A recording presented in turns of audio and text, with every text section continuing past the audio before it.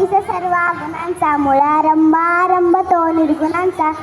नमो शारदा मूळ चत्वार वाचा गमू पंथ आनंद या राघवाचा मना सज्जना भक्ती पंथेची दावे तरी श्रीहरी पाविजे तो स्वभावे जनी निंदते सर्व सोडून द्यावे जनी वंदते सर्व भावे करावे प्रभाते मनी राम चिंतित जावा पुढे वैखरी रामाधी वदावा सदाचार हा थोर सोडून येतो जनी तोची तो मानवी धन्य होतो मना वासना दुष्ट कामाने रे मना सर्वथा पाप बुद्धी नको रे मना धर्मता नीती सोडू नको हो मना अंतरी सार विचार राहो मना पाप संकल्प सोडून द्यावा मना सत्य संकल्प जीवी धरावा मना कल्पना ते नको विषयाची विकारे घडे हो जनी सर्वचीची नको रे मना क्रोध हा खेदकारी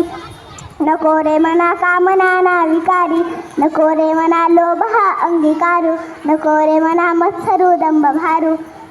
मना श्रेष्ठ धारिष्ट जीवी धरावे मना बोलणे नीत शोषित जाये